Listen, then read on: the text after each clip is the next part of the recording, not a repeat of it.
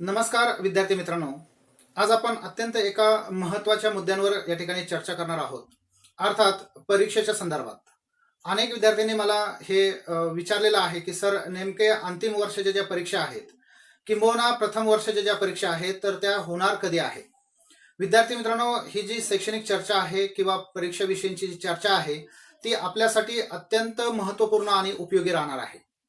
खरं तर महाराष्ट्राचा आपण विचार केला तर महाराष्ट्रामध्ये अनेक विद्यापीठांमधून अनेक विद्यार्थी जे आहेत ते बॅचलर ऑफ एज्युकेशनचा कोर्स करत आहेत.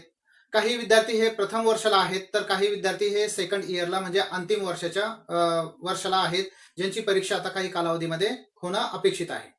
तर एकूण विचार केला तर आपण खूप मोठी संख्या ही बॅचलर ऑफ एज्युकेशनसाठी अर्थात BEd साठी आहे.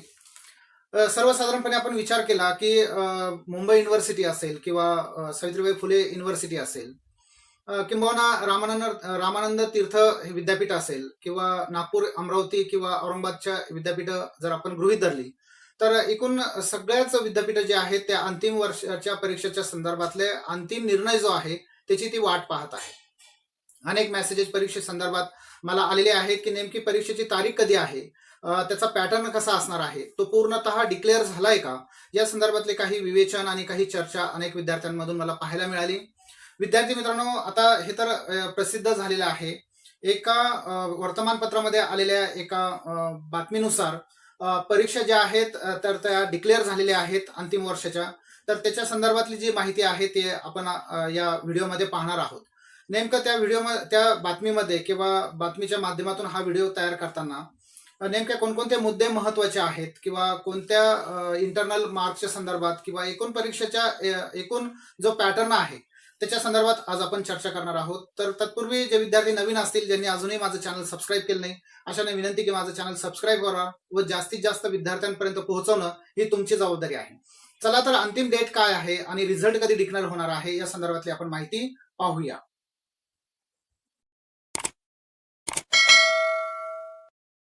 मित्रांनो, परीक्षेच्या संदर्भात विचार करताना किंवा पॅटर्न किंवा त्याची डेट जी आहे त्या संदर्भात विचार करताना आपल्याला काही फ्लॅशबॅक मध्ये जाऊन काही माहिती घेणं अपेक्षित आहे. मागच्या वर्षीचा जर विचार केला तर इंटरनल जे मार्क आहे त्या मार्कांच्या आधारे प्रथम वर्षात जे BEdला विद्यार्थी होते तर त्यांना प्रमोट करण्यात आलेलं होतं. मात्र यावर्षी तशी सिच्युएशन नसणार आहे, कारण मागच्या वर्षी कोविड-19 ची सिच्युएशन जी होती तर खूप मोठा इन्फ्रास्ट्रक्चर जे आहे त्याची तयारी नव्हती. आता ती तयारी बऱ्याच विद्यापीठांमधून आपल्याला पाहावयास मिळते. ते परीक्षा घेऊ शकतात किंवा सक्षमता जी आहे तर ती उत्तम प्रकारे त्या ठिकाणी झालेली आहे असं आपल्याला दिसून येतं. त्यामुळे प्रथम वर्षाच्या विद्यार्थ्यांनी सुद्धा ही महत्वाची सूचना आहे की तुमची परीक्षा होणार आहे, मात्र त्या संदर्भात सुद्धा विवेचन जे आहे किंवा फ्लॅशबॅक मधल्या मुद्द्यांच्या आधारे आपल्याला काही गृहीत धरणार आहे. मात्र त्यांची परीक्षा संदर्भात कोणतंही नोटिफिकेशन नाही. मात्र अंतिम वर्षाचे जे विद्यार्थी आहेत तर त्यांच्या संदर्भातलं नोटिफिकेशन नुकतंच जाहीर करण्यात आलेलं आहे. तर ते परीक्षा ज्या आहेत तर त्या परीक्षा मी त्या संदर्भातली तारीख सांगणार आहे. अनेक विद्यार्थ्यांना असं वाटतं की एक्झाम कदाचित पोस्टपोन होऊ शकते मागच्या काही परिस्थितीचा जर अंदाज आपण घेतला, मात्र तसं काही होणार नाही विद्यार्थी मित्रांनो. आणि नुकत्याच एक महाराष्ट्र टाइम वर्तमानपत्रामध्ये एक बातमी प्रसिद्ध झालेली आहे की एका विद्यापीठाने हे डिक्लेअर जे आहे अंतिम वर्षाचं परीक्षा ज्या आहेत त्या डिक्लेअर केलेल्या आहेत. आता मला प्रश्न तुम्हाला विचारायचा आहे की जर एखादा विद्यापीठ जर डिक्लेअर करत असेल तर ते उच्च व तंत्र शिक्षण मंत्रालय जे आहे त्यांच्या आदेशानेच डिक्लेअर करीत असते. त्यामुळं थोडंसं मागचा जर आपण विचार केला तर मध्यंतरी शनिवारी जे आहेत आपल्या महाराष्ट्राचे minister, higher and technical education minister जे आहेत माननीय उदयजी सामंत, तर हे राज्यपाल जे कुलपती आहेत त्यांना त्यांनी भेटलेलं आहे आणि त्या संदर्भातले काही निर्णय जे आहेत त्यांच्या चर्चेतून त्या ठिकाणी झालेले आहेत. मात्र सगळ्यात मोठा प्रश्न होता की जर या कोविड-19च्या सिच्युएशनमध्ये जर ऑनलाईन परीक्षा किंवा बहुपर्यायी परीक्षेच्या संदर्भात जर निर्णय घ्यायचा असेल तर असे अनेक विद्यार्थी आहेत की ते अशा परिस्थितीपासून वंचित राहू शकतात. मात्र आपल्याच महाराष्ट्रामध्ये जे गोंडवना विद्यापीठ आहे गडचिरोली मधलं, तर अतिशय दुर्गम भाग आहे विदर्भामधला आणि त्या ठिकाणी ऑनलाईन एक्झाम जे आहेत तर त्या ऑनलाईन एक्झाम्स व्यवस्थित यशस्वीने कंडक्ट झालेले आहेत. त्यामुळे जो प्रश्न होता की दुर्गम भागामध्ये जर परीक्षा व्यवस्थित पार पाडली नाही तर अनेक प्रश्न त्या अनुषंगाने निर्माण होऊ शकत होते. मात्र जर आपण काही सदन महाराष्ट्रातल्या काही परिस्थितीचा, वातावरणाचा विचार केला, काही विद्यापीठांचा, त्या कार्यक्षेत्राचा जर विचार केला तर गडचिरोली सारख्या दुर्गम भागामधली एखादी परीक्षा ऑनलाईन सक्सेस होऊ शकते, तर इतर भागामध्ये त्या सुद्धा होऊ शकतात असा त्या ठिकाणी युक्तिवाद करण्यात आला. आणि त्यांच्या निर्णयातून जे काही आउटपुट बाहेर पडलं परीक्षा संदर्भात, त्या संदर्भातली माहिती तुम्हाला देणं मला संयुक्त वाटतं. पदवी आणि पदव्युत्तर म्हणजे BA MA याच्या अनुषंगाने धरले तर जे काही फायनल इयरला जे विद्यार्थी असतील अशा सर्वांसाठी हे लागू आहे. अंतिम वर्षाच्या विद्यार्थ्यांना परराज्यात किंवा परदेशात उच्च संशोधनासाठी कोणती अडचण येऊ नये, त्यासाठी सावित्रीबाई फुले पुणे विद्यापीठाने विविध अभ्यासक्रमाच्या त्यामुळे तुमचा अभ्यासक्रम सुद्धा यामध्ये येऊ शकतो, हे आपण लक्षात घेणं आवश्यक आहे. विविध अभ्यासक्रमाच्या अंतिम वर्षाच्या ऑनलाईन सत्र परीक्षा जूनमध्ये, पुन्हा मी एकदा हे वाक्य रिपीट करतो की जूनमध्ये घेण्याचं नियोजन करण्यात आलेलं आहे. उच्च शिक्षणाच्या संधीसाठी विद्यार्थ्यांना उशीर होऊ नये हा हेतू त्या पाठीमागे ठेवलेला आहे. त्यामुळे जूनमध्ये या परीक्षा सगळ्या होणार आहे. आणि परीक्षेचा जो निकाल आहे विद्यार्थी मित्रांनो, तो ऑगस्ट महिन्यामध्ये त्या ठिकाणी डिक्लेअर करण्यात येणार आहे. आणि तातडीने विद्यार्थ्यांना प्रमाणपत्र किंवा आवश्यक डॉक्युमेंट जे आहे ते सुद्धा त्या ठिकाणी देण्यात येणार आहे. ही एक महत्वाची सूचना त्यासाठी आहे. विद्यापीठाने सर्वसाधारणपणे जर परीक्षा डिक्लेअर केली असेल तर ते फॉर्म परीक्षेचे जे आहेत ते कधी सुटू शकतात या संदर्भात त्यांनी विवेचन केलेलं आहे. पुणे विद्यापीठाकडून साधारणपणे 10 ते 15 मे या कालावधीत अंतिम वर्षाच्या विद्यार्थ्यांना ऑनलाईन पद्धतीने अर्ज परीक्षा अर्ज करण्याची सुविधा उपलब्ध करून देण्यात येईल असं या ठिकाणी नमूद केलेलं आहे.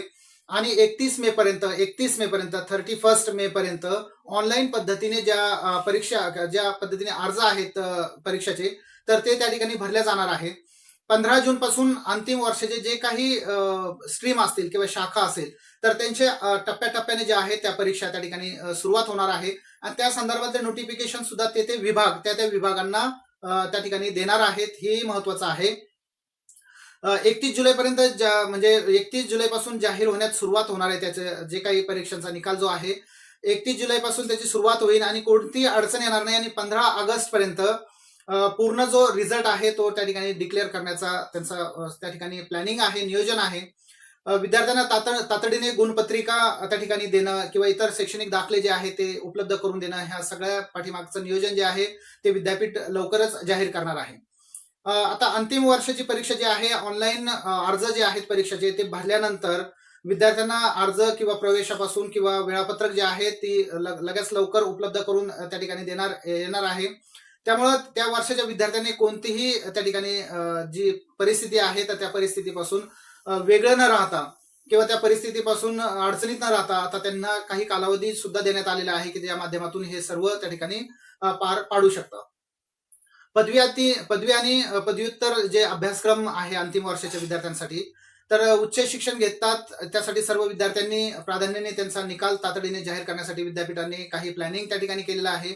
आणि त्या प्लॅनिंग नुसारच काही नियोजन जे आहे विद्यार्थी मित्रांनो ते सुद्धा करण्याचं या ठिकाणी सुतोवाच आहे. एकूण महाराष्ट्रामध्ये जर विचार केला तुम्ही एकूण महाराष्ट्रामध्ये तर एकूण 6 लाख विद्यार्थी अंतिम वर्षाच्या याच्यासाठी राहणार आहे. आणि दुसरं एक महत्वाचं आहे विद्यार्थी मित्रांनो की असं बऱ्याच वेळेस झालेलं आहे की संभाव्य नियोजन जे आहे ते जवळजवळ परीक्षांच्या जर विषयांचा आपण विचार केला तर ते 5 लाख विद्यार्थी आहे आणि परीक्षेचे जे विषय आहेत ते 5,000 आहे. त्यामुळे परीक्षेची सुरुवात ही 15 जून पासून जे आहे ती त्या ठिकाणी अपेक्षित आहे. 15 जून पासून परीक्षा सुरू होऊ शकतात. निकाल तयार करणे जे आहे ते 15 ते 31 जुलै या दरम्यान निकाल तयार होऊ शकतात आणि निकाल प्रसिद्ध करू शकतात 31 ते 15 ऑगस्ट जे आहे या कालावधीमध्ये जे निकाल जे आहेत ते त्या ठिकाणी प्रसिद्ध केले जाऊ शकतात. तर ही सर्व माहिती जी आहे विद्यार्थी मित्रांनो ती तुमच्यासाठी देणं यासाठी आवश्यक होतं की अत्यंत कमी कालावधी आपल्या जवळ आहे. त्यामुळं ऑनलाईन म्हटल्यानंतर अनेक विद्यार्थ्यांना अनुभव जो आहे तो बराचसा कमी असतो आणि कमी राहिल्यानंतर नेमकं आपण नियोजन कसं करावं त्या संदर्भातले सुद्धा काही स्ट्रॅटेजी आपल्याला ठरवण्यात त्या ठिकाणी अपेक्षित आहे.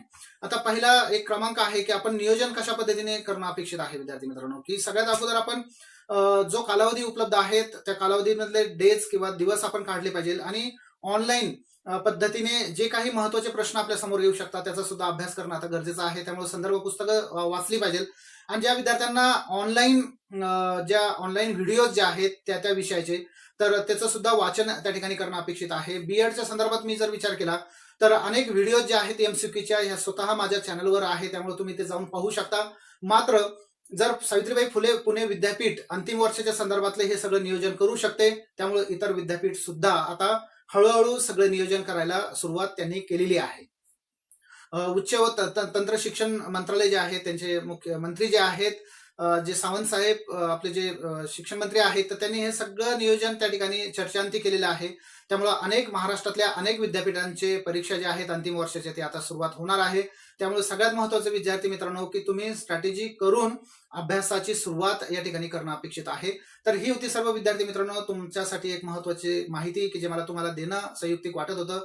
चला तर परीक्षेला लागा आणि नक्कीच तुम्ही यश संपादन कराल ही अपेक्षा या ठिकाणी व्यक्त करतो. तत्पूर्वी पुन्हा एक माझी सूचना आहे, की जे विद्यार्थी नवीन असतील, ज्यांनी अजूनही माझं चॅनल सबस्क्राईब केलं नाही, त्यांना विनंती आहे की माझं चॅनल सबस्क्राईब करा. आणि दुसरी एक महत्त्वाची विद्यार्थी मित्रांनो एक विनंती आहे, या व्हिडिओ दरम्यान जर एखादी जाहिरात येत असेल तर तिला स्किप न करता ती पूर्ण पहा. ही माझी आपल्याला कळकळीची विनंती आहे. तर चला पुन्हा एक नवीन व्हिडिओ तयार करण्यासाठी एक माहिती घेऊन येण्यासाठी मी तुमच्यासाठी नक्कीच येणार आहे. तोपर्यंत मला परवानगी द्या. जय हिंद, जय भारत.